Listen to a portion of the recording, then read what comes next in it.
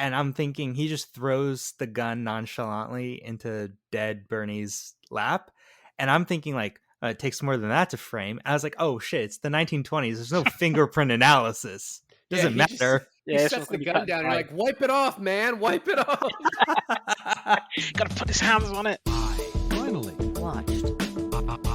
finally Watched. I finally watched. I finally watched. finally Watched.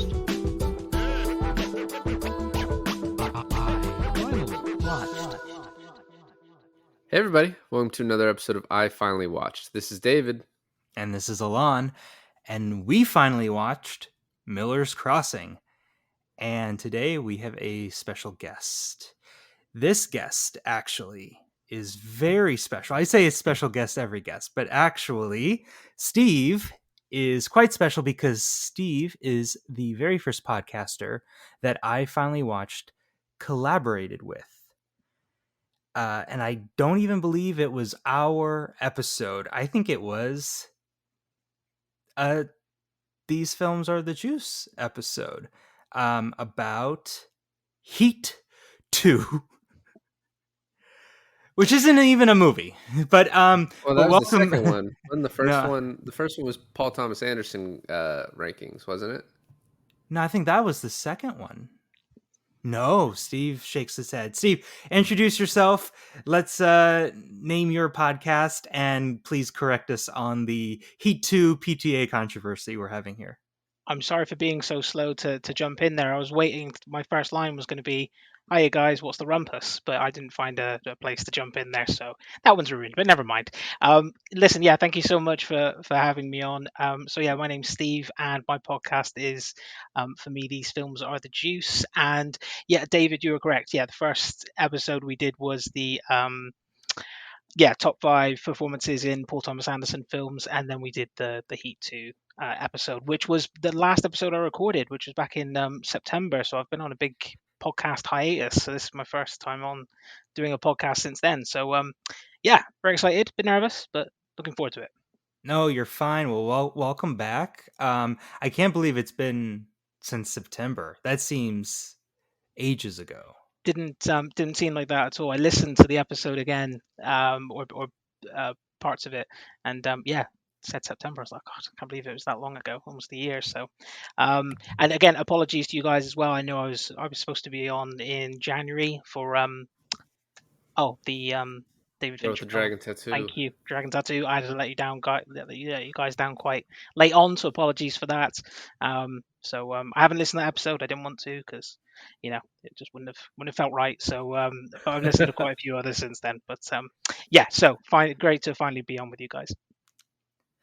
No, I think the reason I thought we did Heat 2 first is because I associate Heat, the film, directly correlating to you now, Steve, because not only is your podcast name for me These Films Are the Juice, which is a reference within the movie, but your love for Heat is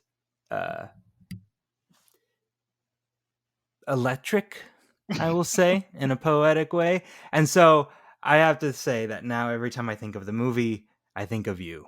So Thank you so much. Thank you so much. I was on the edge of my seat during the Collateral episode because when you start talking about Heat and you mentioned Heat 2, I'm like, am I going to get a name mention? Am I going to get Oh no, never mind. But it was no, that was a great episode too. But yes, thank you very much. Thank you. well, I think we didn't want to spoil your return, so we keep it hush hush. And now here's on your the grand on the QT. on the QT. On the down low. Yeah, and in anticipation for your big return here, talking about Miller's Crossing, which, Steve, like I mentioned before, David hasn't seen, I haven't seen. This is one that you recommended, and I have to say, before your recommendation, I have never heard of this film. Oh really? Okay, that does surprise me.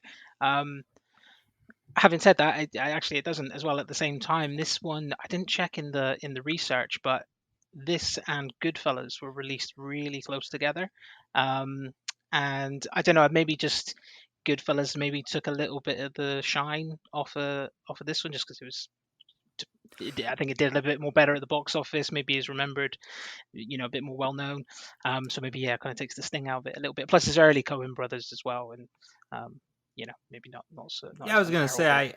I like Coen Brothers a lot, and this one definitely flies under the radar. I mean, for coming out at the same time as Goodfellas, both being gangster films in their own rights, but very very different kinds of gangster films too. So Yeah, definitely. And it's one of those ones I think I've watched it 3 times in prep for the episode, and it seems to get better for me. I think every time you watch it. I think I think David and I both think that too. well, so I think that's a Coen Brothers thing. So I saw shit, what is the Brad Pitt Coen Brothers movie? Burn After Reading. Burn Burn After After Reading, Reading. right? Yeah. And I saw it in theaters when it came out, and I hated it. Like, I actively hated it.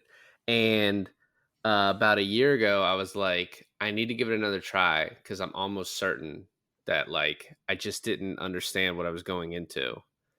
And I watched it again in the last like 6 months and loved it. It's like one of my favorites now. And so I think if you don't really know what you're going into with this, I mean, there's like a ton of slapstick elements in this movie that is otherwise played deadly serious. Hmm. And if you don't buy into that, or if you're not into it, if you're not expecting it, then you might not like it. This has like a 66 Metascore, and there's like a couple people who gave it 100, perfect, and then there's one guy who gave it like a 0, at which is that part's crazy, right? But Yeah. the point is like, some people saw it as a masterpiece, and other people are like, it's not for me. Yeah. And I think that's kind of the Coen brothers in general, and it's why like they have like a very devoted people that like You're love their talking shit. you're talking about Miller's Crossing? Yeah. Okay. Because I feel like for me the first time I watched this, a lot of the dialogue went over my head. Hmm. And trying to pay attention on who was who owed what to whom, and all the relationships, how each one crisscrossed into one another. It was a lot for me to handle at 11 o'clock at night as my first watch. And so watching it again this morning, and I actually put on the subtitles because I was like, I need help. But watching it again with the subtitles this morning, it's actually like a really simple, straightforward storyline. But the old timey 60s gangster dialogue does trip me up at least. It's more I like think. 20s. Yeah. I mean, I think you're nowhere near the only person with that. I think it's most people's kind of first, especially that opening scene. I think the Coen brothers obviously, just absolutely filled that scene with slang and names and everything. It does. Yeah, you're kind of like, after that scene, you're like, right, okay, who's so many names, so many phrases. The amount of Jewish slurs that I learned from this from the film that I never knew about beforehand. Because when I watched it like the second time in prep for this, I paused it loads and just kind of like Google like what does this mean? Like how offensive is this How one? Like, yeah, which ones can I say? And no, I probably just won't say any of them. But There is one I had to look up because David and I were talking about it, and it's the Schmata. Schmata. yeah, And so I had to look it up, and I was like, is it that bad? And everywhere that I'm looking it up, I even put like slang next to it, or whatever keyword I need to put up to it.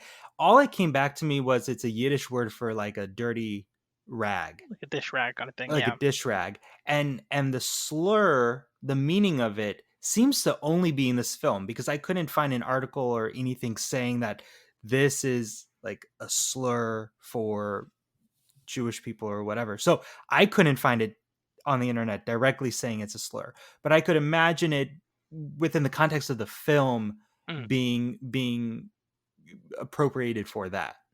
Well, it's yeah. definitely derogatory, right? Because it means Right. he's like kind of But I'm saying it's worthless. derogatory, I feel like, within the movie. Like, not really much outside the film. I think if you call someone a schmata, it's derogatory. Well, don't, David. Don't do that. What's the schmatter with you? I said schmatter in front of my wife, and she said, "What's the schmatter with you?" And I was like, oh, "That's good." I was hoping it would come up in this, but Let's do um, that one. what's funny about not funny, but interesting. And you said, you had trouble the first time and then you go back. This movie, it's an hour and 54 and it's super tight and there's no fat whatsoever in the movie. So that first scene is kind of very reminiscent of like the Godfather opening where you have two people in a room talking about an issue. And in the Godfather, it kind of doesn't matter that much. Like it connects later on, him giving out favors on his daughter's wedding, but not really. Like if you didn't keep track of it, it didn't. But this starts out with this is the crux of the movie that Casper wants to kill Bernie and Leo doesn't want to let him. And we find out right after Casper leaves that it's because Leo's in love with Bernie's sister. And it's like, that is the movie. And it's done. It's like so much exposition, but just done very naturally. Now you could say like, oh, well, they all should kind of know some of this anyway. But it just felt very natural to me, but it's also like very dense and you kind of had to pay attention because that's what the rest of this is about, is what goes on in this meeting. Yeah, no, I completely agree with you what you're saying there. It is, yeah. I think the more you watch it, and the more you obviously know who the characters are and know where the story's going, the simpler it actually becomes. How kind of simple the story actually is, and it's about what I kept on reading through kind of like reviews I was reading about and kind of critical writing about it was that it's about a couple of love triangles basically, and that's the main kind of crux of it, and everything else is just kind of in between. Well, what about that love triangle between Casper and Ed Danes? And What do you mean? No, it's between Dane, Bernie, and Mink. yes, Dane, Casper, and Mink. Wow. I mean, Casper has a son, so at least at one point he wasn't gay, but I don't think they allude to him being gay in this. But it's funny when so I only kind of caught on towards the end. Like, there's definitely like the language that they use makes it the fact that there's like several of the characters in this are gay, and you don't really know like the way they talk about it is kind of under the radar, and almost like towards the end you realize, is Bernie actually gay or is he just like, he might be, but he really just uses that as a way to control Mink. And then when you watch it again, you're like, well, is Dane, because Tommy alludes to that. And then when you watch it back, you're like, he is pretty protective of Mink. And Casper, even though he denies it, kind of like, I can see why you say that. Like he understands the implication because he's seen the way he acts around him. Right. There's even like some incest stuff in here where like apparently Verna was going to try and wanted to sleep with Bernie to, I guess, ungay him. That was like, at least that's what Bernie says, but also Bernie's like a completely unreliable person. So like that could have just been complete bullshit. But the language that you were talking about earlier, the barrier of entry of like trying to figure out what's going on, like hides a lot of like interesting plot in the movie that you have to pay attention to. I still don't quite know what "don't hi-hat me" means. I tried looking it up, and then all Google gave me was the metaphor of how Tommy's hat was used throughout the film. I was like, that's not what I'm looking for. But I'm guessing like "don't hi-hat me" is like "don't bullshit me," probably. I can't remember where I found it now, but I've got it down here. It's like being left out or condescended to, or Okay. screwed out of what's kind of rightfully someone's as well. Like so like Casper feels like he should be within his rights to kill Bernie for what's going on, and he's just but of course the way things are, he has to come to Leo first and just make sure it's okay. One of my favorite lines is in the very beginning where Leo tells Casper, he's like, "I'm as big as you're as big as I let you be." And I was like, oh, that's hi-hatting the poor bastard right there. Gotcha. I'm as big as I let you be. You're as big as I let you be, and no bigger. But I also the beginning of that too, when Casper's just going off and he's like, when I fix a fight with a 3-1 fighter, you expect a 3-1 return. You know what I mean? Like, well, how can you do business when you can't even respect a fix? Is like just how mad he is that he like Yeah, we're back in the jungle. We're Yeah. back to animals. We And can't rely when- on a fixed fight. When Leo is listing all the people that know about the fixed fight, and he's like, "Oh, even Dane knows about the fixed fight," and Dane gets all defensive. He's like, "What the hell does that mean?" He's like, "I'm just saying everyone knows about the fixed fight." And then Casper's like, "I know that everyone knows about the fixed fight, but Bernie doesn't have the ethics Not to not keep his eth- mouth not ethics. no Well, there ethics." isn't. What's Ethics. what's funny is when you get like in the beginning of this, and then when you kind of are watching it again, you're like, does he? He thinks ill of Bernie, but it's you come to find out that everyone does. But like in the beginning, you're like, well, is it? He keeps using slurs that you think like he's referring to him as being Jewish, right? And it's like, is he saying, well, it's the Jewish guy, right, that did this? Like there's this undertone of like racism of like, I think it's this guy because it's this guy because of who he is. But then you come to find out he's a piece of shit. And like in the end, he admits to doing it as like he thinks Tommy's about to kill him. He admits to, yeah, what he said, I chiseled a fight or two. Like, well, I deserve to die because of that. Yeah. Like even his sister realizes like he's a piece of shit. So Well, it's kind of crazy how much is said in that last Bernie scene, because this entire time you're also trying to figure out, a couple of things like who killed Rug, and then the relationship between him and Mink, and stuff like that, and then just like gun to his head, literally, Bernie's just like, yeah, actually, even before the gun is to his head, Tommy's like, yeah, so why did Mink kill Rug? And he's like, oh, it's just some sort of misunderstanding. Like, so this whole mystery that's like underneath the movie is just nothing. It Mm. means nothing. Yeah. And I Well, love you that. kind I love of know it. that, and they sort of let you know that from the beginning, though, as the audience, because you see this little kid take the guy's rug off his head, which is why he's called that. And but then it's this big plot point with Leo of like, they took his fucking toupee. Like, who does that? That has to be Casper. It was No, such a but funny. even when they even like besides the wig, they were like, if a 22 slug killed him and that's a woman's gun, then it must be Verna.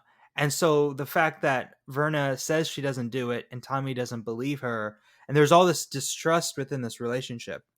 But then it comes to find out that, and you as the audience maybe even start to believe that Verna did it. Like maybe she did have her, or maybe she and Bernie both ganged up on him and did it.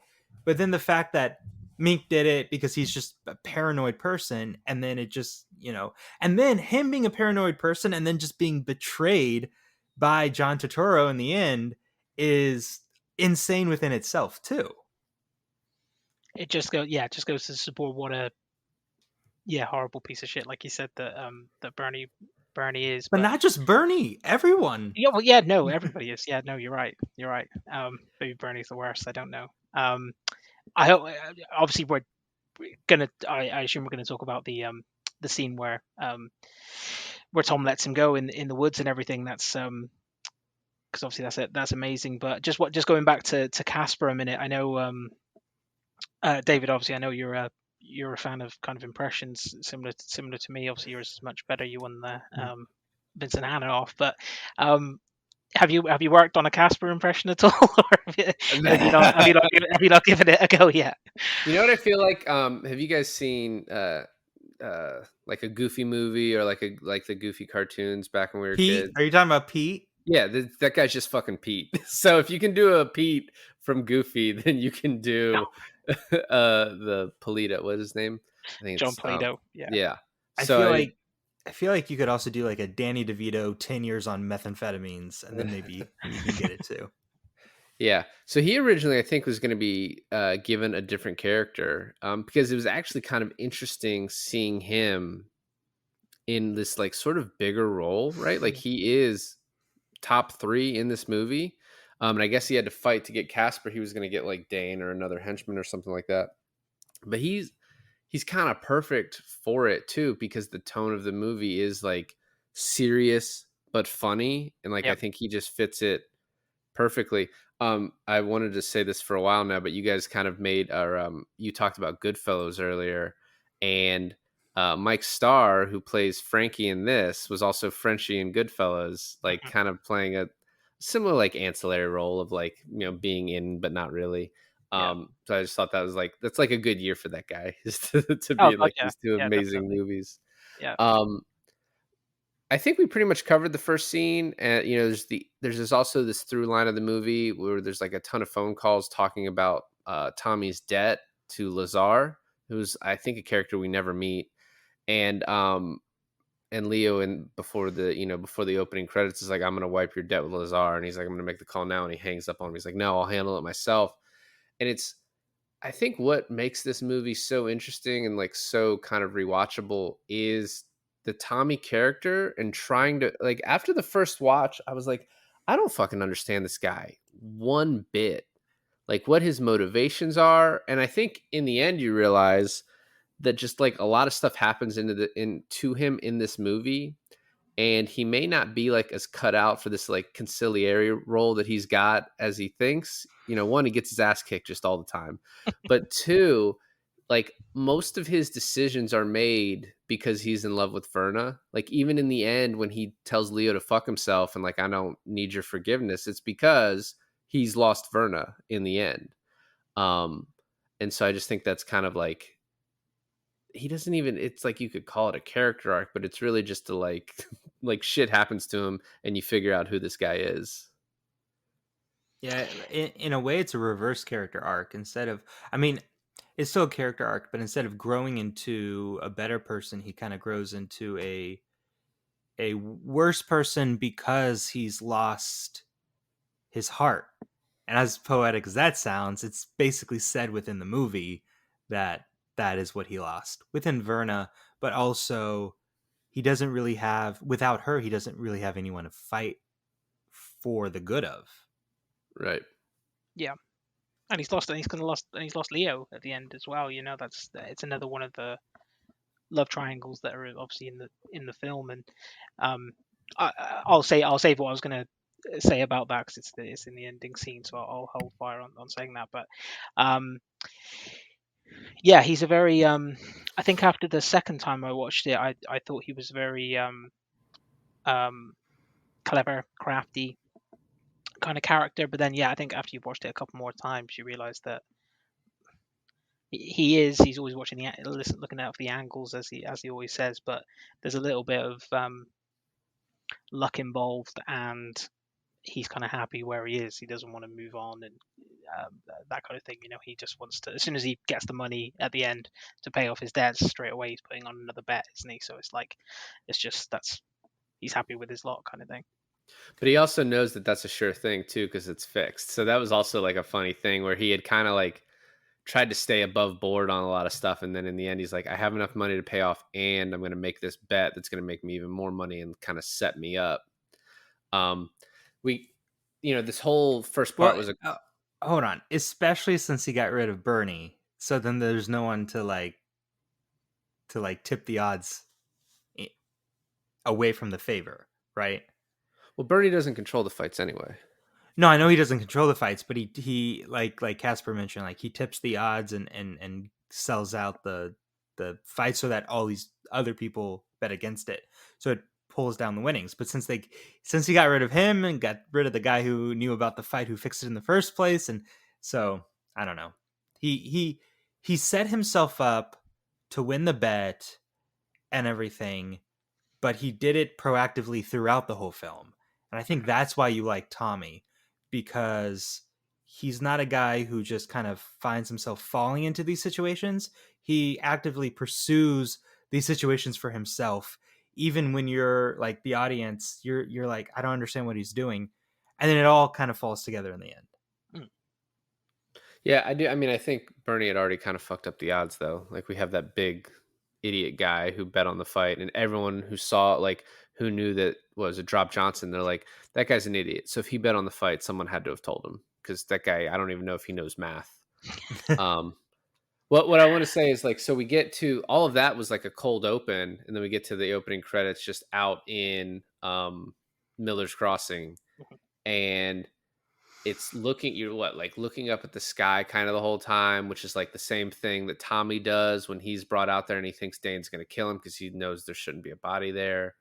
Um, and I don't one thing that I noticed about this, and it reminded me a lot of the Ballad of Buster Scruggs, but I think it's just a Coen brother thing. Like the music they use is also like it's very accurate and purposeful to like the time the movie's set in, but it's also just kind of very much them. Danny Like boy, the pipes are calling. well, yeah, I wasn't talking about that one, but I like am. I'm talking about it. okay, cool. But what I was saying is just like it's like very much like you can when you hear like a song from their movie, it just always sounds like it should be a song in a Coen Brothers movie. That's true, but it also doesn't like it matches usually to what the characters are feeling, not so much of what's happening on screen. Just like when Danny Boy was playing and it's the big shootout, that's what Leo is feeling. Like he's completely intact into his Irish roots of full, whatever, his badassery in that moment. But like horrible things are happening, and so the song doesn't fit the scene, but the song fits the characterization of who the scene is focused on. Yeah, and the opening music, like you were saying as well, I think it's not like a gangster movie song. It's like it's of it's of the time that we think it's set in. It's very Irish sounding, but it's not like too foreboding. It's quite beautiful in a way, I think. A couple of the kind of critical things I read about, they were kind of shitting on the music of the movie actually, but I thought it was great. I thought the kind of the soundtrack all the way through was brilliant. But yeah, no, I thought it kind of matched the scene very very well. When I was opening up the by the way, Steve, I bought the Criterion collection of this. I saw your tweet Yes. about it. And the opening, like the theme music, the menu music Hmm. that's playing when you're selecting uh the menu. I don't know why I'm being repetitive on this. My point in saying this is that my wife walks in and she goes, "Why are you listening to the Lord of the Rings soundtrack?" And I can see how she can get there, Yeah, Makes you know. sense. it does. Yeah, hadn't thought about that, but yeah, no, definitely. Now you say it. That'd be a good crossovers. They're just running through a field with a ring, and then you just have the Dane pop in and like, what's the rumpus as he starts shooting at them. Same Um, music, same music. yeah. So I like when the music cuts off and we get to the next part, and there's like great dialogue in this, and he says, "Wake up, Tommy," and he's like, "I am," and the guy's like, "Your eyes are closed," and he says, "Who you gonna believe?" Just Mm-hmm. like a great little back and forth that doesn't really matter. Um, and then we find out that he had lost a bunch of money again. We already know he has a gambling problem. And he says Mink and Verna made off with your hat. And at this point, we don't really know who those people are. Like we've heard Verna's name, I think, mentioned previously in the scene before, but you don't really know who that is um, upon first watch. And you don't know who Mink is. And then when you do, you're like, all right, so why are these two hanging out even? I mean, is it because like she's hanging out with her brother's like lover, like they're friends? Like, why were they at the place where he's gambling? It kind of makes the movie feel really small because there's a couple points where they're like, "Where's Leo hanging out?" And they're like, "Oh, he's hanging out at Nikki's Speakeasy," and it's like, no fucking shit. That's where he always hangs out. Why are you asking where he hangs out? Every time we see him, that's where he is. It's like it's his place. So why are we asking? Yeah, It's also funny because it's like, first of all, how do two people win one hat in a game of cards? Um, and also it's confusing because that leads that whole thing is there to lead Tommy to Verna, to introduce us to her, Right. That's the whole and point. and then building up their romance. They're like, what do you want to call it? They're like not Love so. affair. yeah, It's a love affair, but it's with hard edges, and um you at this part at least confused me during my first watch, and it cleared up in the second watch. But I hate when like things are confusing and then just clears up with one line of dialogue that can easily be missed. So here, what I'm talking about is he ends up at Verna's house, and then I guess he grabs a drink, which might be just they sleep together. But then when when Leo knocks on his door, and he's like, okay, so he wouldn't be knocking on Tommy's door. Sorry, Leo wouldn't be knocking on Tommy's door if he's searching for Verna unless he is asking Tommy about him. So I'm like, I know it's not Verna's place, but somehow between that scene and the last, Tommy and Verna both went back to Tommy's place. And then Leo is just asking about Rug and stuff like that to Tommy without being wise to the fact that he's sleeping with his girl. But Yeah, I think the line yeah. of dialogue that makes you think that is when he goes, "Oh, I rung your place earlier," and he goes, "Oh, I came in late." So that's what makes you think, oh, they must have rendezvoused back to his place like 4 o'clock in the morning or whatever it was. Yeah. Yeah, they do the fucking at his place, not hers. I guess because like I thought twist meant prostitute, but I guess it just means woman. So the whole time I was confused, and then I looked it up, and it's just like it's just slang for a woman, not necessarily because they allude to her being a whore quite a bit in the movie, and I didn't realize it was just kind of like loose talk. I thought it's like actually what she did. Um, Especially when you hear later she's like, I offered to sleep with my brother, which once again don't know if it's true or not. how much more attracted to Marcia Gay Harden were you guys as the more times you watched the film? Oh, too much so. That struck me. It struck me quite. I think during the second and third viewing, I was like, "Oh my god." I had never seen her young. I think Yeah, like the first thing I remember seeing her in was Mystic River, which is, same. 11, 12, 13 years later or whatever. The So yeah, first time I saw her in was Flubber. didn't even remember. That's the thing though. You say like, "Oh, it's the first time I saw someone," like you hardly ever going to remember that. It's like the first time you clock them, the first time you like, all right, I'm Yeah. like marking that I've seen that person. And yeah, for me, I think it was Mystic River. And this was her first movie from what I read. So like, Oh, was it really? Oh, okay. yeah, so she didn't, I don't know what her age was at this time, but it doesn't seem like she started like too young in it. Mm. Um, I think she's quite a big stage actress, isn't she? I know she's been in quite a few things on stage. Maybe she was started from the theater, but that's. I think that makes the performance even greater. I think. I mean, she's amazing in this. I think. So yeah, I didn't realize that was her first film performance, but just so unbelievably just striking and sexy in it. Like I said, I think that kind of comes across maybe a bit more when you've seen it a couple more times. So you talked about Leo coming over, and he's basically Tommy's like, you can't fucking go to war with Casper. He's too strong. And Leo's like, I can handle it. And he's like, yeah, you can handle it, but at what cost? It's not whether you're gonna win in the end. It's like, it's like the Civil War. Like, how many bodies are you gonna lose in winning? It's gonna be a loss regardless. Well, it's funny too because even after the attack on Leo's house, he comes back to his office. Tommy meets him there, and Leo's like really proud of himself. He's like, "Yeah, see, I told you I could have done it." And even still, Tommy was like, "That's not the fucking point, dude. Like, you totally missed what I was telling you." Mm. He's like, "Yeah, I'm glad you're alive, but you caused all these problems for being so." And then Leo's like, "Well, it sounds like I'd been better off dead." And Tommy's like, "Kinda, yeah."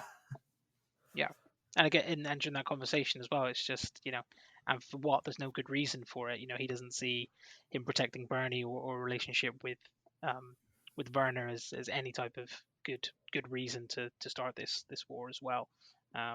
Which he's polite enough to be honest about to tell Werner just as much as well when he goes back in the bedroom. Well, it's funny because the whole reason Bernie is alive is because Vern has a relationship with Leo. And then when he's about to meet his maker in Miller's Crossing, Tommy just remembers like, oh man, Verna's going to be mad about this if her brother dies, right? And so it's the fact that Verna is, as they say in the movie, a whore, sleeps with everyone. It's the only reason is keeping had her brother alive. Yeah. So we find out when Leo first gets over there too about Rug following, and at this point we're like, oh, he's disappeared. And then immediately you just see Rug dead, and once again you know it's him because of like the really bad hairpiece. Um, and Tommy kind of asks her about it, and she's like, "Oh, I don't know." And she's like, "Did you put in a good word for my brother?" And he's like, "I told you I'd think about it." And she's like, "Well, what'd you say?" And I was like, "They should fucking kill him." um, and then we get to the scene next with Leo, and it's funny. Like Leo or Tommy walks in, and the mayor and the chief of police are there, and they both like just don't have an opinion about anything in front of Leo or later about in front of Casper. You know, they're just like, whatever, which is really funny. Especially when Tommy walks in the room and Casper's talking, is going to talk business to him. They both get up immediately and they're like, "Yeah, okay, we're out of here. We don't need to know We can anything about dangle. this. Yeah, we can dangle. Yeah, We can dangle." you got to backtrack a little bit though. You just skipped over meeting Mink for the first time, or meeting Oh Mink. yeah, Actually, as he walks that's his only scene. Yeah, for the first and only. Yeah, yeah. Buscemi is so great in that little Actually, role. he's absolutely perfect, isn't he, in that bit? Well, I guess I, he was casted because he was the only one who could talk fast enough to do the part. Yeah. And I like when he's like, "Oh, what if I tell them, Dane about Bernie and you, or tell them that you're talking to me about Bernie?" He's like, "Jesus, just leave me alone. We're not even talking here." Jesus, Tom, come on, Jesus, God. Straight shooter it, like him, he's a real straight shooter. For a shiner, he's got real good qualities. Steve Buscemi is kind of amazing because he always seems to play the same guy in everything he does, but just characteristically different. Like it's the same traits, but the personalities are all different. I've been watching The Sopranos recently, and he shows up in season 5, and you because it's Steve Buscemi, he's a sleazebag. But then the way he plays it is so different from all the other sleazebag roles that he's played before. Um, and I think I haven't seen Peaky Blinders, which I believe he is in. He's in Boardwalk Empire. Oh, sorry. Yes, thank you. Boardwalk Empire. Yeah. Very different shows. Honestly, Both not that different. No, both Yeah, no, gangster shows in their own right. But in the world of options for TV shows, they're not that different. I don't even know which one's on Showtime, which one's on You're HBO. in the Hell, same they ballpark. both might be on. The American Hey, one. The who American one. who knows? Um, but yeah, it's he's very dynamic in whatever he is in. And it's funny to see him used in such a tiny part in Yeah, this. but important one as well. And I think um his facial expressions in that scene are amazing. When Tom just kind of outright says to him, "What's going on between you and Bernie?" I mean, it's only like a couple of seconds, but he does this completely shocked, crapping himself. It's like, "Oh, nothing. We're just amigos," But it completely just. I think a lot of people when they watch it for the first time, there's obviously the homosexual traits in it are subtle, and some people don't even pick it up. I don't think the first time, but then when you've seen it a few times, you just like he's telling you everything at that point just with the reaction in his face. Um, so yeah, Yeah, no, I we're just thought just his friends. yeah. What's actually like my favorite part about this is, so there's like 3 scenes in a row. Buscemi, then he goes up to Leo, then he kind of goes downstairs to the bar and like, "Where's Verna?" And he runs into the bathroom, which Mm. apparently there's an Albert Finney is dressed in drag in the bathroom, and I didn't notice it. I got to go back and watch that part. Did you know that, But Alan? No, what? When he first because again, yeah, I read the same thing. When he first barges in, there's a larger woman that gets up and like crosses herself when he walks in, and then walks out the room, and she's like tending to the she's like an employee, and she's like tending to the bathroom. But that's Albert Finney in drag. he Is was that actually he was Albert Finney as Leo. He's He was Leo. a The actor played no? Leo. I know who he is, but what I'm asking is it's just played for laughs, or was that like a characterization thing? God, It David. was for laughs. What the fuck kind of question is that? Well, I'm like, okay, because it's so quick and I missed it, and they don't make. It's honestly, we're trying to get to the essence of Leo's feminine side and the fact that it's for laughs, motherfucker. What are you doing? What do you mean? What am I doing? I'm asking the question.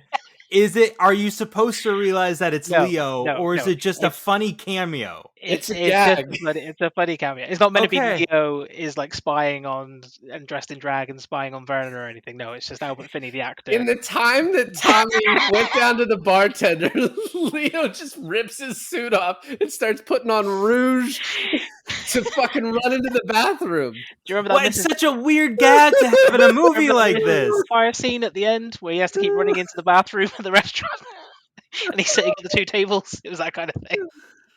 Oh my What God. explains how he gets away from the cops at that scene, anyways. So, my point of saying this is he goes in there and into the bathroom, and Verna's like, "Yeah, everyone talks shit about my brother, but he's such a great guy." And this subtle line from Tommy, he goes, "Yeah, he's a straight shooter, a square G," which is exactly what Buscemi said to him, and he's like letting her know, or kind of just as an amusement to himself, like, I know you, Mink and Verna, all of you are fucking trying to get me to save this guy. And I think it's just like a funny little add-in. Like the dialogue is so good. There's so many of those repetitive lines in it as well. I mean, the script is amazing overall, but there's just so many lines and little motions that are double back on. It's really helps pull it together. I think really pulls the film together. I also think that there's this movie came out in 1990, and in that bathroom scene with Verna, he's like very forceful with her, forces a kiss on her, throws something at her head, and this movie is played for like this is like an unrequited love, or like a two lovers that can't sort of connect given the circumstances. But he is like this is supposed to be our protagonist. He's kind of an asshole to this woman for the most part. So it's just an interesting wrinkle of like because of when this movie came out. But she first of I mean, also I think like the stereotypical 20s man, that's kind of how we think they treat women back then anyways. But the fact that she kind of keeps coming back to him, she kind of likes it. She kind of likes the rough edges around this relationship. I don't think we know what she likes though, right? I think she likes her brother. That's what we seem to know, is that she likes her brother. A little too much sometimes, maybe. I don't know. Bit. Did it bother? She likes Tom as well. I think. I think she does. She's in love with Tom. I think. But she marries Leo in the end. I don't know, man. Because Tom killed her brother. Or at least she thinks. She thinks he did, and then he actually did.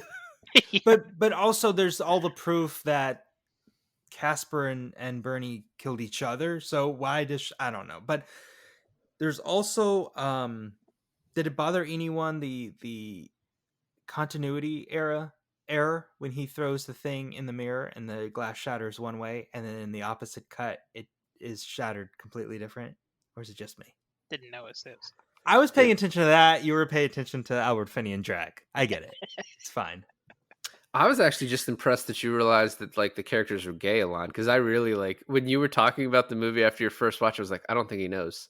I didn't. I mean, there was this line that I was questioning. I was like, wow, they're really just throwing around the homophobic slurs around this movie. And then in my second watch, I was like, oh, they really mean it. Okay, I get it. I get it. When I actually like when I was watching the second time, I was like, I need to figure out if schmata is a slur for gay people or Jewish people. So he goes home. We get this through line again where he's on the phone with Lazar, and he's like, hey, if you guys need to break my legs, that's fine. I won't fight you over it, which is funny because he doesn't fight anybody over anything for this entire movie. Well, that's what doesn't make any sense. And I know I'm skipping a bit here, but after he quote unquote kills Bernie in the woods, fucking guy shows up in his apartment and then he chases him down. And I'm like, what are you doing? And even Bernie says, like, what are you going to do if you caught me? I'm like, what are you going to do if you caught him? He's like, well, I'll squirt a few and you'll let me go again. I want to talk about that scene in detail when we get there. But Yeah. Bernie is there right now, and he's like, he is the scummiest. Oh, Within 3 lines, the scummiest. Like, I don't care if this guy dies. Oh, you're Person in the talking movie. about when we're introduced to him, when Tommy's on the phone, he hangs up and he goes, "Oh, hey, Bernie," and he's Yep. just like there with the shit-eating grin. Yeah, I think even before he says anything, just the way he's kind of squeezed himself into the chair, and how pale they make him look, and The I way don't know, his face, the way he just looks really slimy and even just his first line, he's like, "Well, make yourself at home," and he goes, "Oh yeah, I did, but I didn't answer the phone because I didn't think it would be for me." yeah, we well, get to the point. Yeah, I get it. the smile he gives too is so disgusting. The way he kind of looks up and like shows his teeth, you're just like, this person is gross, Yeah, and I hope he dies. Um, so he also tells him about the fix before he leaves. He tells him about the Verna thing, which we talked about. Um, and next we have Tommy goes into Casper. Casper calls him in. And we got this scene with this kid where he like his kid's an idiot and he's like overweight and he like treats him like, oh, he's the most cutest kid in the world. Um, and then later on he slaps the shit out of his kid for like talking too really does. much, which Yeah. is like I was so interesting. happy. I was like, "Good, he deserves it." I was like, "Look, I know you two have children, but I mean, just please slap the shit out of that kid." Well, it's not my kid, Especially so. especially if he's gonna cry like that after you do it, I would do it harder. Just saying. All right then. Okay, Um, there we go. so he Casper offers to pay off his debt if he is willing to kill Bernie, and he tells him, "I'll think about it." And he gives him the hi hat, right? He's like, "Oh well, if you don't, you might get hurt." And he's like, "Mentally or physically?" And then you have the huge dude come over to him, taking off his jacket. It's so slow. Walks over. He's like, "Hold on, let me take off mine." Literally Hits him with walks the like a gorilla chair. as well. Literally walks over to him like a gorilla. Yeah. Hits him with the chair, and the guy's like, "Oh, Tom, how could you do that?" And so then he goes out and gets the older guy who just starts older, to smaller beat the guy. shit out of him. And then I like that, like, as the cops are coming in, the dude kicks him in the face one more time, like, as a, like, well, I'm going to get this kick in. Um, and I think what is interesting after you see that scene where Tom is walking outside as all these cops are going in, he has this conversation with um, O'Doul, whatever the fuck that Oh, guy's name. oh, do I yeah, kept writing down O'Doyle, You're but talking about the police chief? yeah, the yeah, chief of police. Well, before And we get there, one of my favorite lines is he picks him up out of the water, and Tommy's like, "Where am I?" And he's like, "Where we left you 10 seconds ago." Like almost telling like the audience, like, we're still in the same place. He was just knocked yeah. unconscious. You know? yeah, and I like too as he's walking away, this cop is like, "Hey, do you want to get a few punches in on this interrogation? It's gonna last a while." He's like beating the shit out of that guy. Um, so then, yeah, he goes outside and has the conversation with O'Doul, but it's the exact same conversation he has with O'Doul 30 to 45 minutes later in the movie Yeah. when the cops are now run by Casper and they're invading Leo's club. I just think it's like a cool, like the movie mirrors itself back and Yeah. forth with like Tommy in this, and it's really well done. And I like the conversation with O'Doul too of like, he's like, Leo's fucking this up, and he's like, hey, Leo gets to decide. When Leo says something, you're like, or we can have a new chief of police. He's like, man, I'm only saying. Yeah. Like, what do I know? He comes. He hit. That's one of the best lines when he goes, "Jesus, Tom, I was just speculating about a hypothesis." Yeah, Yeah. that's a great one. That's a brilliant line. And I, you said it a lot better than I did earlier, David. Just it does. The film does mirror itself so much in later scenes with lines coming up again. And it's just brilliant. Once again, I think it's great. I think another funny, like, David, you said earlier, it's more slapsticky than anything. For it's like comedy, like introspective. It's like trying to get the comedy out, but not through the dialogue, because the dialogue is well written and it's played very pretty straight for the most part. But the fact that Casper and Leo have the power to just excuse the mayor out of his own office, He's like, "This is my office." He's like, "I don't care. Get out." And he's like, "Okay." And then the secretary all of a sudden is just starting to tend to Casper. Like the Mhm. mayor's secretary is starting to give drinks to. I was like, yeah, it's and then all the police uh shooting up the respective rival gangs or places of business. The way that's all like laid out is almost like a Mel Brooks comedy, Yeah. especially with like you have all the line of police officers just randomly shooting into the building. Um, it's like it's a page out of Mel Brooks, you know. Did you know who the one guy who shot the guy that came out of Leo's place in cold blood? Did you know who that was? It looked like Sam Raimi. It's because it was. It was holy Yeah. shit. And I was so happy that dude died like immediately too. Yeah. Which is probably why he did. He's like, yeah, I'll get shot up in your movie. I don't care. You brought up like the way that he took over the mayor's office. Casper did, and I think the movie lets the audience and all the characters in the movie know too that like, oh, Casper taking over is bad for everybody. Like he's not a leader.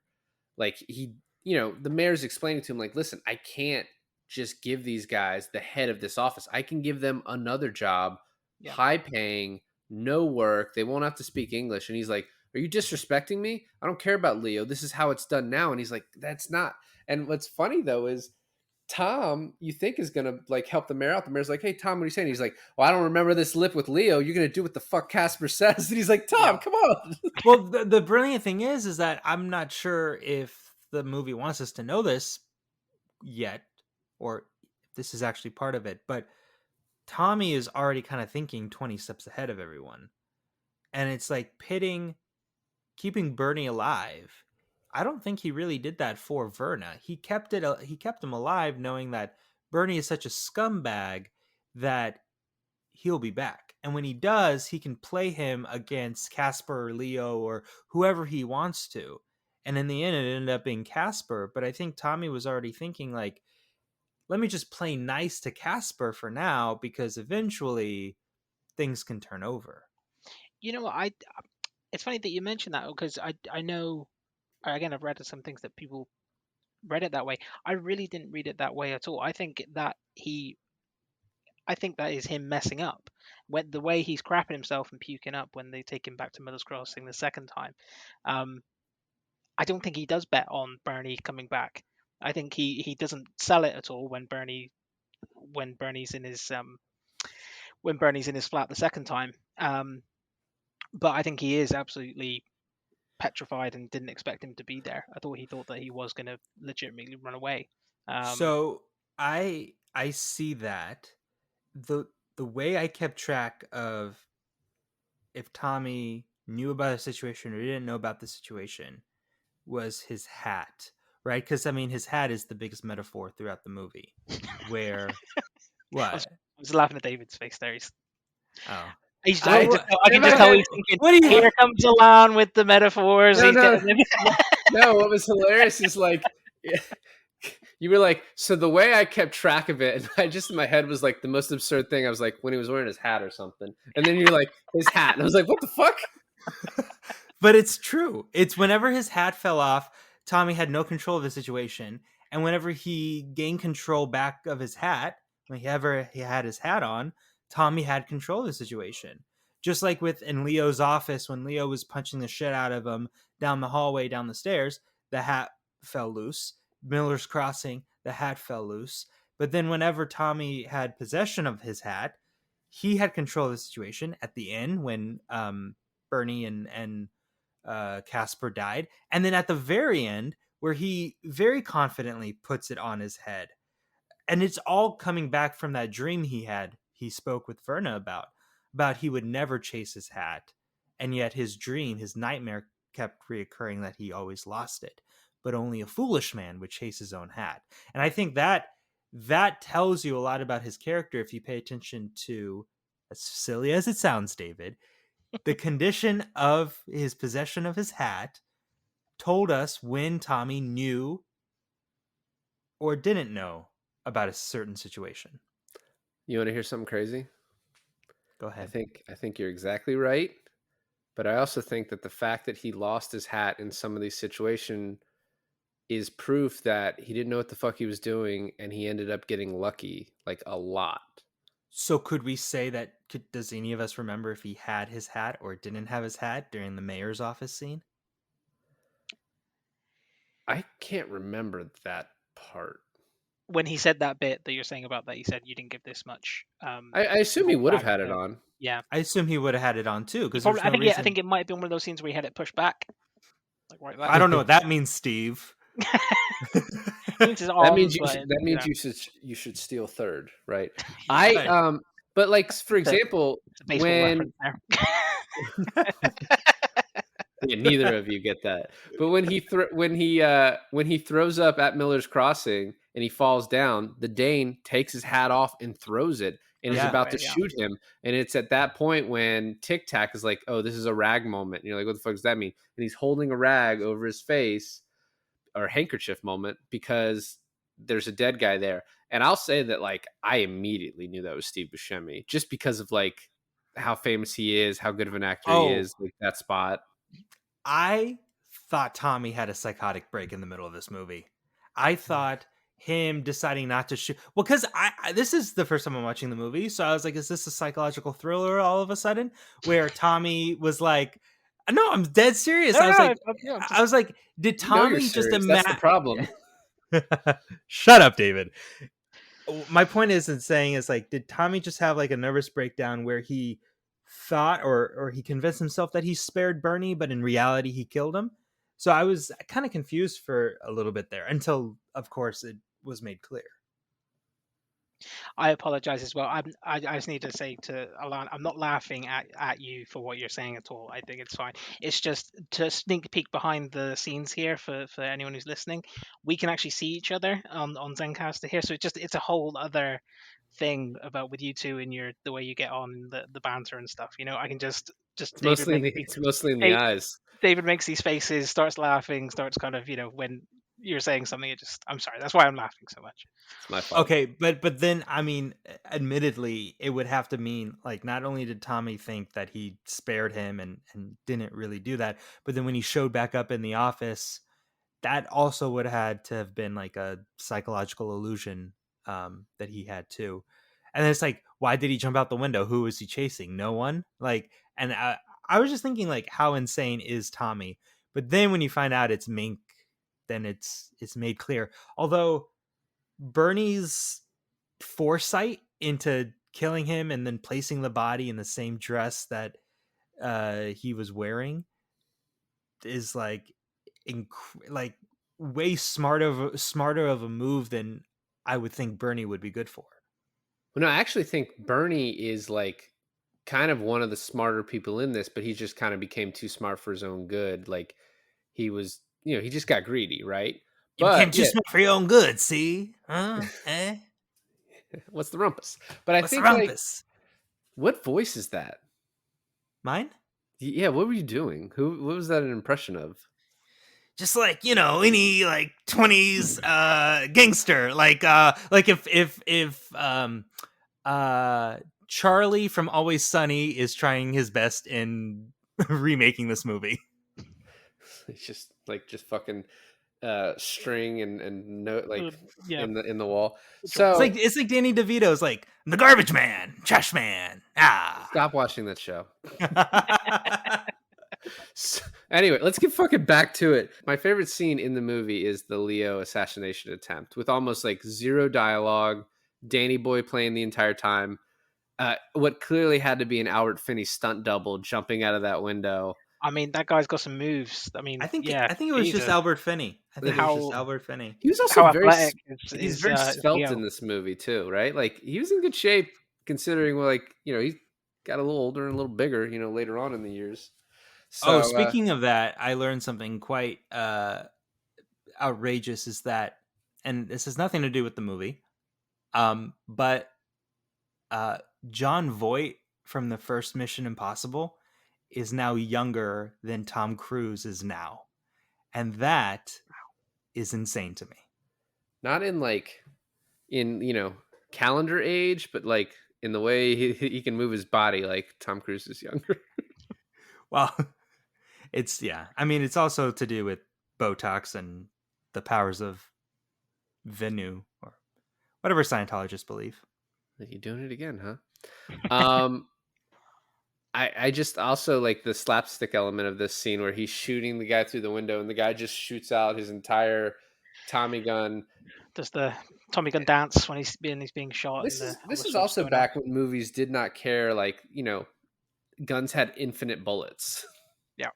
Especially Albert Finney's. Yeah.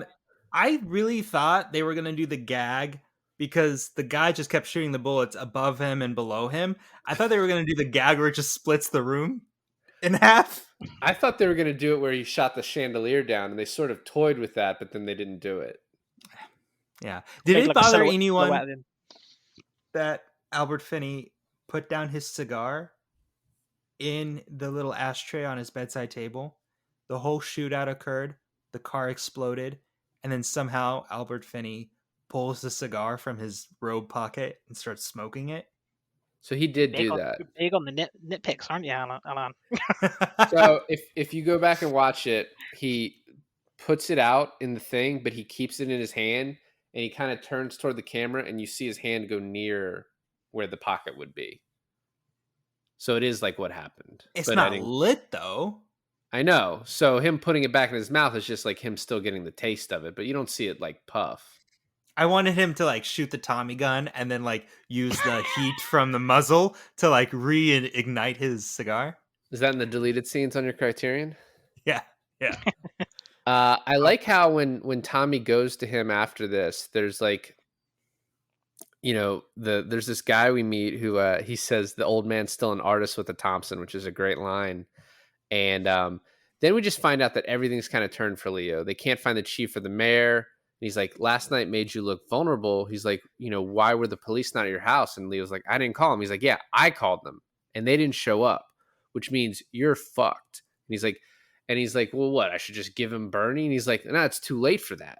You need to give him Bernie, and then you're going to have to kill him. You're going to have to make him think that you're giving in, and then you're going to have to, like, it's over. Like, this is going to have to happen, and now this is the way you do it. And, I mean, I think there are two readings of the film from here on out, whether he's planning to kill Casper the whole time. I think when he tells, I didn't realize he was going to tell him about Werner right then and there. And, he gets himself kicked out of Leo's group, and the shot of him walking out as Leo chases him down to punch him, I think is really cool. Yeah. It just keeps punching him all the way down the stairs. That scene goes on for so long, and it like starts the theme in the movie of him just getting his ass kicked. Even that old woman gets some hits in with her handbag, doesn't she? He gets his ass kicked by everyone. I was gonna say when he falls into the socialite's bosom. What were you gonna say about it? Well, I was gonna say that scream from her was pretty unnecessary. I mean, I think it's a slapstick moment of like kind of making fun of like the old movies where you have like the socialite like who's just like, whoa, someone touched me. So I think it's played for laughs more than anything. So after this, Verna comes over. He's like, hey, it's over. Leo kicked me out. And she's like, yeah, Leo kicked me out too. So they fuck, obviously. Then they're like, let's leave town together. And she tells him where Bernie is because he's like, I'll tell Bernie to leave town. And then immediately goes to Casper and is like, I know where Bernie is. He's, the Royale 302. And he's like, can you get Leo off me? And he's like, we got plans for Leo. And right here is where, it's kind of implied, I think for the first time that like, the gay the gay storyline of like Bernie and Mink. Maybe. I mean, all he says is Mink is holed up in there with him, and then Dane gets real weird about it. But like it doesn't. I think later on it implies more so, but I think you know what the word implies mean though, right? Well, but I don't think it really does that. I think what it implies is that Mink is in on the, fringing of the bets along with Bernie. And Dane doesn't accept that because he's friends with Mink, and then he works alongside Casper. So it would look bad on Dane if someone that he works with, works quote unquote with, um, is kind of double crossing his boss. So I think that's what it's trying to say. First off, any of the romance comes later. The implication of that comes later. Is this the scene where Casper says when's a mental state? No, that was before No. with his son. This is like the one where he Oh, walks in, Dane is sitting on the couch, and he's like, so This you happened have you right been to after. whoever we hire for this job has to have gone to college. You got any education? okay, right. Yeah. And then he says, if you can give up Bernie, that would be great. And then he immediately says Royale Room 302. And Casper's like, oh shit. Okay, yeah, you did. Okay. Yeah. I think the fact that they're in the same hotel room, though, I think is implying that they're together. Also, like a lot of people, it seems like stay in hotel rooms in this movie. Like, what Drop Johnson or whatever. Later, they're like, "Oh, he's at this hotel." Like, It kind people of can't afford reminded. housing. I don't think it's people can afford housing. I think it's people are always doing shady shit, so they're always on the run. It reminded me of like Road to Perdition, where they kept trying to skip, town to town, stayed in hotels, and because they were on the run. Yeah. Yeah. But this takes us to the scene. It's the scene on the cover of your movie, where they take Bernie to Miller's Crossing, and he is just fucking pathetic the entire time. Which makes it funny later on when he's like, "Yeah, I don't like that you saw that about me." He like Yeah. gets really mad about it. And he admits to, he says, "I used some info for a chisel. I don't deserve to die for that." So you finally kind of know, like, oh, this guy was like involved with that. And then yeah, Tommy kind of he lets him go, and I don't know if there was much thought about what he was doing there until afterwards when he's like, all right, I gotta put a plan into place on like he Well, calls Mink right after this and is like, hey, Yeah. this is yeah. what we're gonna do. And Mink's like, what the fuck? I don't want to be involved with this. You're gonna get me killed. Jesus Christ, damn God. I think first of all, just on that scene, I remember I watched parts of this film when I was far too young, just staying up too later than I should have been, and it was on. And I remember seeing this scene, and then I just remember this bit and the bit where, Gabriel Byrne jumps down and gets tripped up and his face kicked in by Bernie. But I remember that bit's just sticking with me so much. And John Turturro, I think, is just a tour de force scene from him in this bit because, um, like you said, David, he's completely pathetic. He's completely just whimpering and stuff. But you, I don't know. I just personally, I was like, I feel a bit sorry for him. I think he's acting. I think he's terrified. It's just there's everything wrapped up in what he's doing, and then, like you said, it's done for kind of comedic effect. When he runs away, like he's got proper like spaghetti arms and legs. It's like he's running like Phoebe from Friends and stuff. And yeah, no, it's just it's such a good scene by him. I Um, think really what I love about this scene and how it mirrors the last scene we see him in is that couple things. One is at this point I don't want Tommy to kill Bernie. Even though we don't like Bernie specifically, I still there's a preservation to Tommy's character that you as the audience want to keep in. mm, Uh, as the last scene plays out, I don't give a fuck. Bernie can die. I have no interest anymore, much like Tommy. But then the other thing, too, is that at the end, where he's on his knees begging for his life, he gives the same exact spiel that he does in this scene. And I'm just thinking, he either has this way too planned out where every other day someone is threatening to execute him and he's like, I know what to say, I know how to say it, I'm gonna get away with it, no problem. yeah, you think maybe after that second one, you think maybe he's been in that situation quite a few times. Yeah, Yeah, so he's talking to Mink on the phone, and then he hangs up. there's so many times where he's on the phone with someone Mm. and then you think someone's overheard it, but it's like a completely different part of the movie that doesn't matter, right? Like he's on the phone with Lazar and then Bernie overhears that, so that doesn't matter. So here he's telling Mink like, "Hey, this is what you're gonna say. This is how we're gonna get Dane." And then you turn around and he gets punched by someone. You're like, "Oh, is it Dane?" It's like, no, it's one of Leo's guys just telling him, "Hey, stay out of this." Um, The interesting thing too about that conversation with Mink is that he's telling Mink to go to Casper to basically double cross Dane. So that Casper thinks that Dane is in on the whole thing too. And it's like if Mink goes and asks for forgiveness, then maybe he won't be killed, but then it would get Dane out of the way for Tommy. But I don't think Mink even gets a chance to do that before John Turturro comes in. he doesn't, because he doesn't. No. Yeah, I Yeah. think he probably assumes that Bernie's dead. I can't remember if Mink knows that or not. Because at No, this he point, does. He's like, "What happened to Bernie?" And he's like, I yeah. think he tells him He's- actually, doesn't he? In he that, does. doesn't he? Okay, Isn't yeah, there a I would response from assume him? so because Jesus Tommy. Christ! Stop. Yeah. So it's Tommy something like has- this. It's like Tommy's like, he's dead. They're gonna come after you, so you better get a jump on it, get ahead of it, and throw Dane under the bus so you can live and he's out of the way. That's the Yeah. conversation. Yeah. But I don't think it ever comes to fruition. No, because Turturro kills him like probably that night or the next day. He goes to Casper right after this. Tommy does, and it's a really funny conversation where he's like, "Promise you won't say I told you so." And he's like, "Okay, yeah, I never say that. I hate people that say that." And he's like, "Yeah, Mink was in on it." He's like, "Yeah, well, I told you so." And he's like, you got a lip on you." kid. He's such a serious character in this movie where he just like he like someone says something funny to him, he's like, I don't really like talk like that, but all right, you're honest. Instead of just like, oh, it's a funny line. I think is like he plays all the comedy completely straight. Yeah.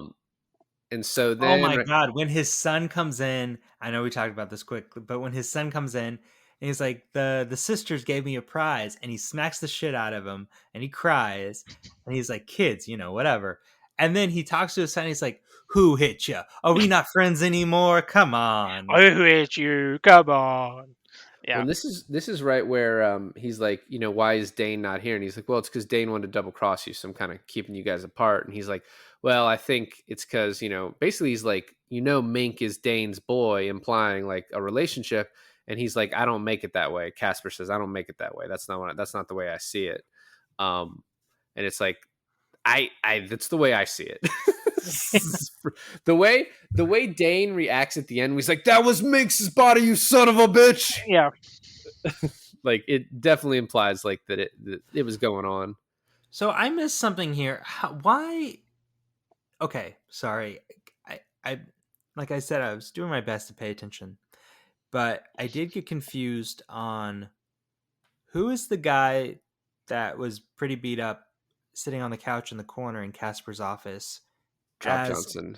He's the guy that bet $2,000 on the fight that everyone's like, he's a fucking idiot. He's the boxer. Tom walks into his apartment when he's just sat there eating cereal. Yep. So what made Dane choke Tommy out, and then what made Casper turn on Dane? I got confused there. Because the drop knew about the fight, the fix, and he's like, who told you? And I think he got dropped to say it was Bernie, which means Bernie's not dead, which means that body out there had to be Mink, so you killed Mink. That's the mental gymnastics. And that's why Dane is choking him out. Yeah. So, but then why does Casper save Tommy? Because he doesn't believe Dane. Because he believes, he's like, that doesn't make any sense. We saw the body. He believes that what Tommy is saying is correct. Tommy said to him, like, so it's hearsay. Okay. Well, it's not presented in court, but yeah. Yeah, he believes Tommy's version of events. I mean, Tommy's just smarter, right? Like, Tommy has been planting this seed every meeting, like, hey, look at your fucking boy. Just look at him. Look at how weird he's acting. And then once it becomes clear how much Dane is mad about Mink being killed, he's like, oh, he is gay. They were in love. They were fucking me. And Tommy's been telling me the truth the whole time. It's a little fortuitous for Tommy. Like I said, a lot of the things that happen in this movie feel like he kind of got lucky to scrape by. Yeah, I agree. But yeah, I think it at least ties together. Got it. So he goes to Verna, tells her to get out of town. He's like, I warned Bernie already. And then we see Dane was following her. Dane goes in and is like almost about to kill Verna. And there's this kind of funny lines with Leo's guys that were trying to protect her, where he's like, tell me where Leo is. And he's like, if I tell you, you'll kill me. He's like, no, I'm not going to kill you, because if you're lying to me, then I want to come back and be able to kill you. And then he's like, well, he's going around, but he's going to be at Nikki's. And he's like, you know what? I believe you. And then kills the guy. Dane's a bad guy. He done it. The bit that got me again when I saw it the last time, the way he strokes his face with the gun after he sees that Werner's like left out through the window, and he's like, "You run, sweetheart," or something like that. It's like, oh my god, he's like, I eventually get all the whores. So this don't get a second chance. This character was originally supposed to be played by Peter Stormare. Yeah. Oh wow. Okay. Yeah, which would have been really cool. But I think the guy who plays the Dane is really good too. So I don't think he was going to be called the Swede. Yeah. Yep. Yeah. So Bernie sneaks in and basically tells Tom that he's blackmailing him. He's like, I don't want to leave, and now that I have you, and I like this whole time, you're like, this doesn't make any sense until he's like, you're going to kill Casper for me, because if you kill Casper, then I can just go on and live my life in the city like the way I want to. And then you're right. This part is weird where he just is like, just kill him. If you're going to kill him, just kill him in your apartment. Like, why are you going to chase him down and try and kill him in the stairwell?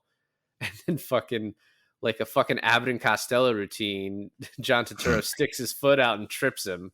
He has the gun though, doesn't he? He has the gun on the side. He only wraps the gun up when he goes to leave. Yes. Is that not the reason he doesn't do it there? Oh, well, actually, when you say wrap the gun up, that reminds me of the last scene where he's basically framing Casper and Bernie for each other's deaths. And I'm thinking he just throws the gun nonchalantly into dead Bernie's lap. And I'm thinking like, it takes more than that to frame. And I was like, oh shit, it's the 1920s. There's no fingerprint analysis. Doesn't matter. He sets the gun down. You're like, wipe it off, man. Wipe it off. Got to put his hands on it. This is why you're always getting beat up. You don't know the fucking rules. But yeah, the flash, the mirror scene, like you say, of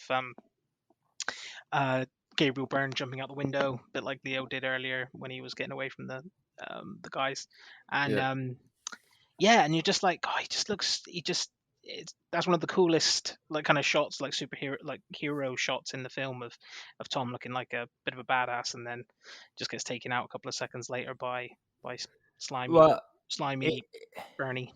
It's funny because when Albert Finney does it, or his stunt double does it, it's followed up by this really badass scene that really puts Leo on a pedestal for the audience, at least.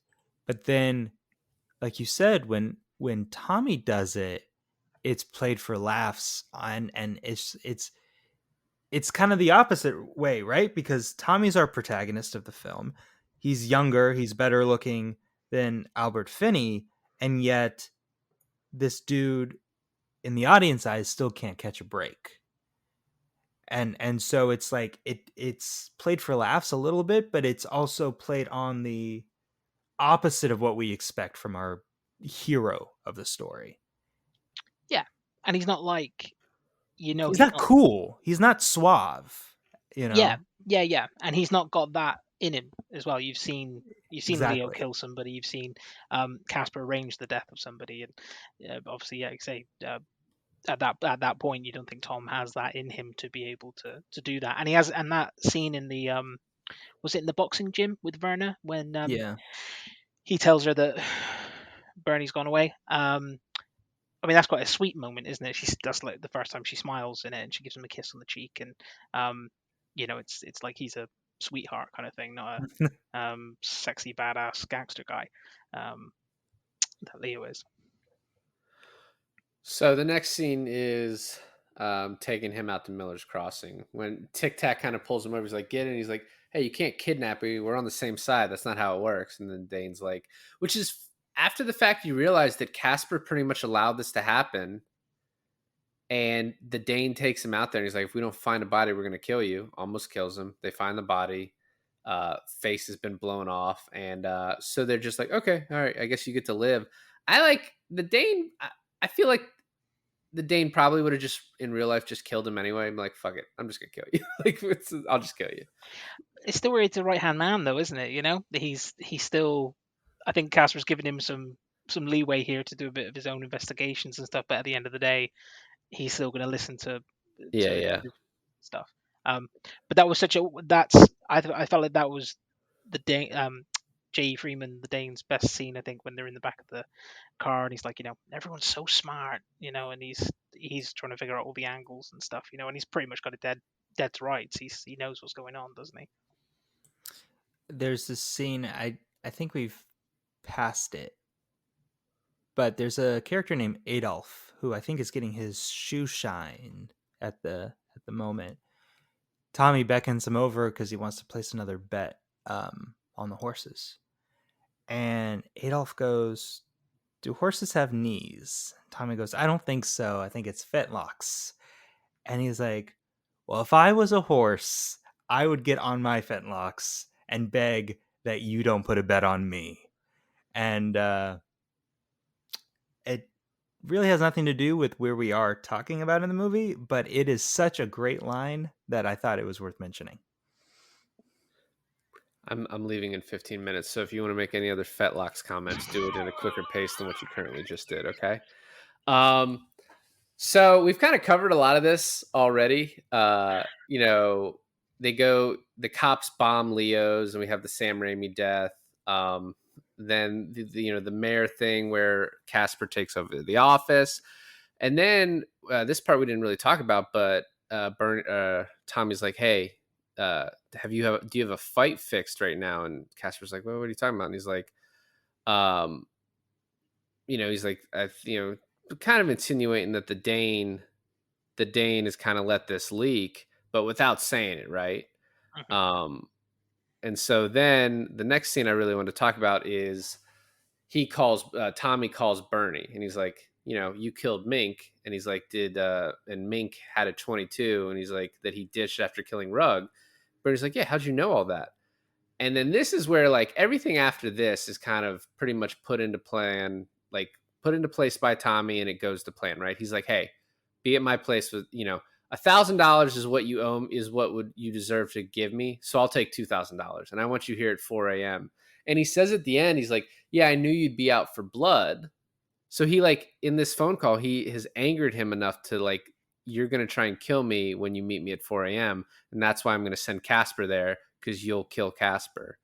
And then he gets beat up by Lazar's guys right after this. But the movie just wants you to constantly remember the Lazar bit, but it doesn't really matter. But then he goes to Casper's house, which is kind of like the penultimate scene here, like the kind of the big scene before we start kind of getting some resolution. And this is when Dane tries to choke him out, and Drop Johnson over there won't stop screaming. And then Can we talk about those camera angles too that just so happen to like come and go within this one scene? I liked it. They tried something. Yeah, They were like going for it. the zoom ins and stuff. Yeah. The zoom-ins, yeah. Yeah. Well, just quickly, actually, Alan, I'm sorry, there. I know you got to get away, but just Alan, I know you had a couple of picking nits and stuff. How did you find about Tom being punched 17 times in the gut, and his only reaction to it is just like, when he slides down on the floor, and that's it. It's like no broken Just ribs like, there, yeah, no you're yeah, you're pissing saying like blood. throughout the whole movie? Just that one bit, he got punched 17 times in the stomach by Lazar's henchman. I counted it. I Oh. was like, yeah, Oh geez. yeah. I mean, I'm surprised the guy's still standing after everything he went through throughout the whole film. So there's something I wanted to bring up after this. So he's like we see the clock, it's like 3:45, and so he walks out of this diner that he's been hanging out at after almost getting choked to death by Dane. And Verna like pulls up to him, is like, you killed my brother, and he's like, no, he's alive. And she's like, why should I believe you? And she's like a gun on him, and you can kind of see in his face like the hurt, and he's like, oh, I've lost her, like, and she doesn't believe me.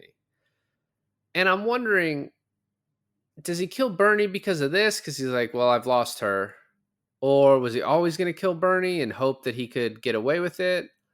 I think that's kind of an interesting, like, why did he do it, that it's not really answered by the movie. I could see it either way.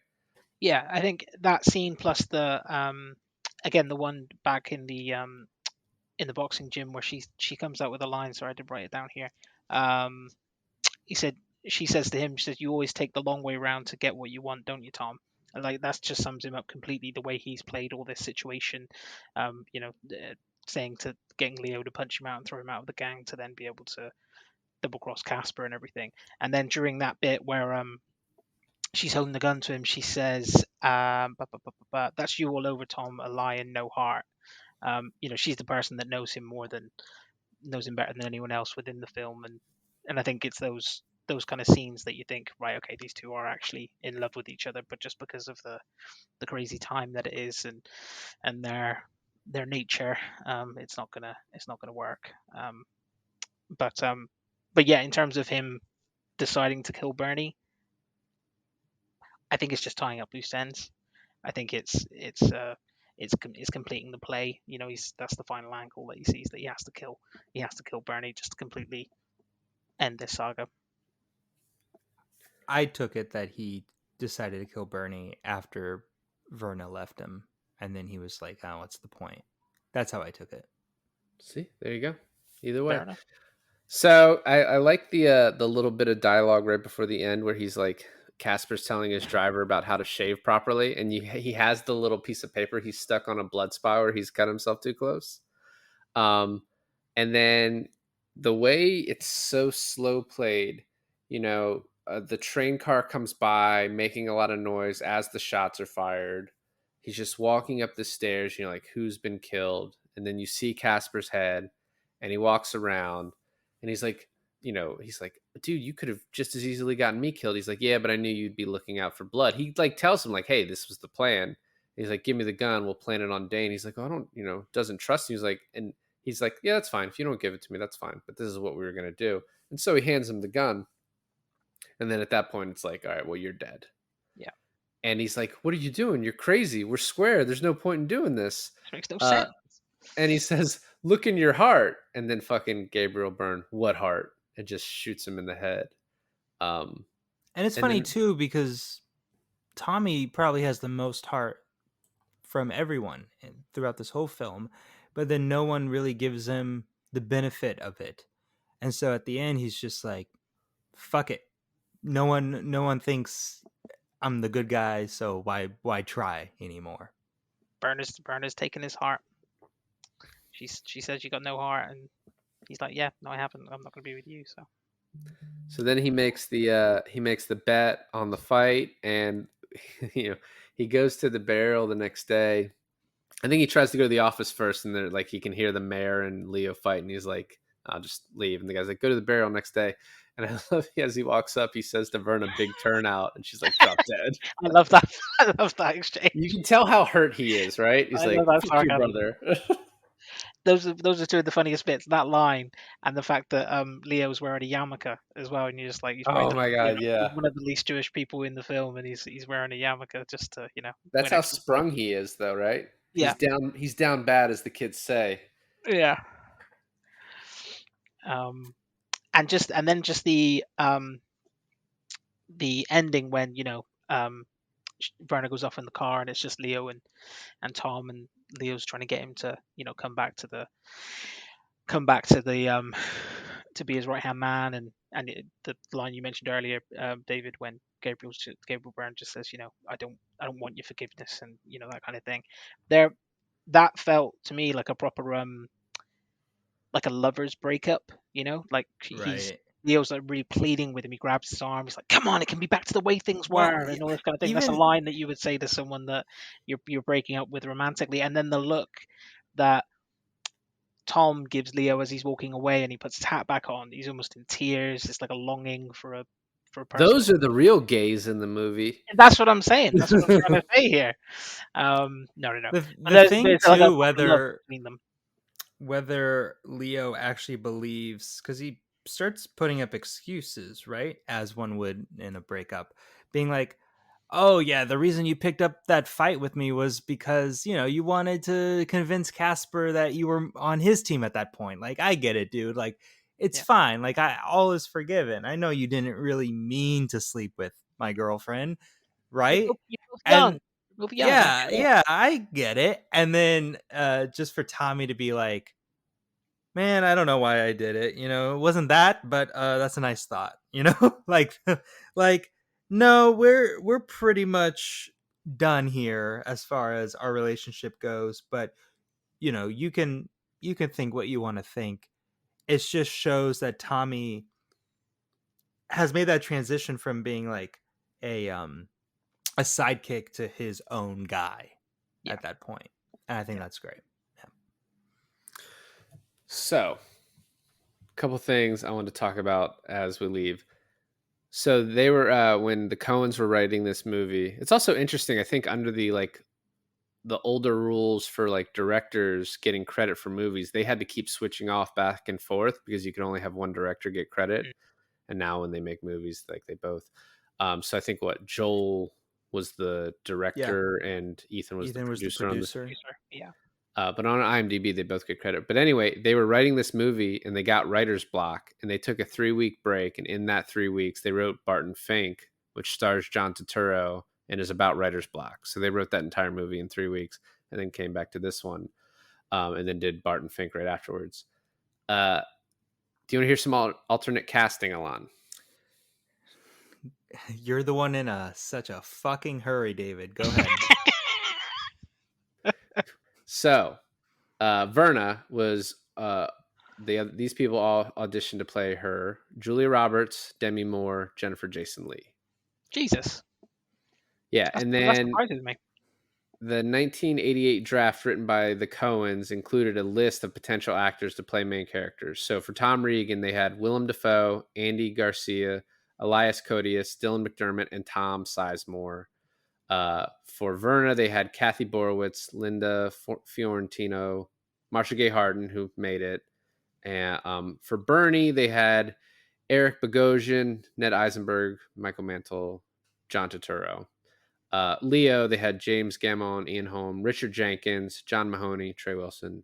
Casper, they had Phil Bosco, Michael Gambone, Joe Mantegna. And then for Eddie, they had Ray Berry, Kevin Spacey, David Strathairn, Gary Cole. So For the Dane, was that Kevin Spacey was up for the part of the Dane? that's what it says according to the IMDb facts that I read. Which Am I insane in thinking I saw Frances McDormand in this movie? yeah, she's Yeah. the secretary. Okay, that's what I thought. Sweet on She's Tom. also married to one of the Coens, so she's like almost in everything. Oh, that explains it. Nepotism. Is it nepotism if you're fucking? I think that's if you're conceived. I think it's just if you're related. Maybe.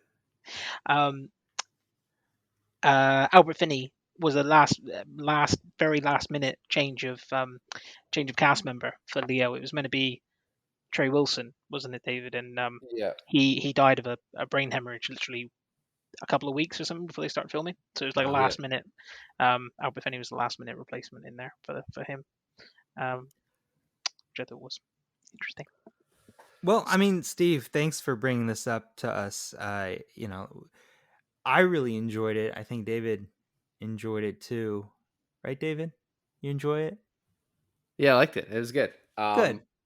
Definitely. The more you watch it, I think the better it plays. And that, like I said at the beginning of this, that's like I think a lot of Coen brother movies.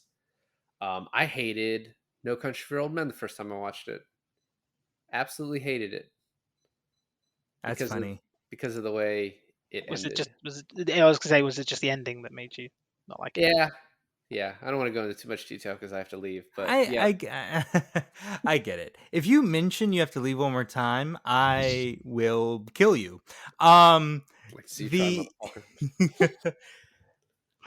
but I do appreciate it, Steve, that you brought us this film because I think it is an overlooked, underrated film as a whole, but especially a Coen Brothers movie. And so for us to have a chance to kind of look at it, dissect it, and I think, give it some justice that it deserves. Thank you guys for for watching it, having me on, and yeah, I've had a really good time, and yeah, it's been lovely to see you guys properly in the flesh this time instead of just hearing your voices. So yeah, thank you guys so much. It's been a pleasure to be on here. So, are you coming back to the podcast scene? I am. So this is me. This is me, kind of just easing my way back in. So I'm doing Good. this one, and then I'm going to be on every rom-com podcast again. I was on there, and I did Groundhog Day last year, and yeah, I don't think that Jen has released what films they're doing yet, so I won't say what film it's going to be. But yeah, that'll be good as well in a couple of weeks, and then hopefully, yeah, start mine up again very soon. Good, yeah. And then so yours again for people who don't know is called For Me These Films Are the Juice. You can hear Steve talk about all different kinds of movies and all different formats. What I like about Steve is that the way he has each episode, you never know what you're gonna quite get. Are you gonna get a montage of best films from a certain director, or are you gonna get a focus on one film or maybe two? So I'll put all of Steve's links in the description of this episode. And then, Steve, why don't you just drop your Twitter handle real quick so they can find you there? Yeah, no worries. Thank you so much for that. It's so it's at Films Are the Juice on Twitter, and that's where I am. So it's Films Are, the letter R, the Juice. And yeah, that's where I'm most active as well. So yeah, thank you guys so much. And yeah, anyone who wants to give my back catalog, that sounds terrible to say, a listen, yeah, please do listen to some of the episodes. Perfect. Well, guys, thanks for listening to another episode of I Finally Watched. I'm Alain. And this is David, and I've got to go, and we finally watched Miller's Crossing. Murder! It's murder! All right. That's cool.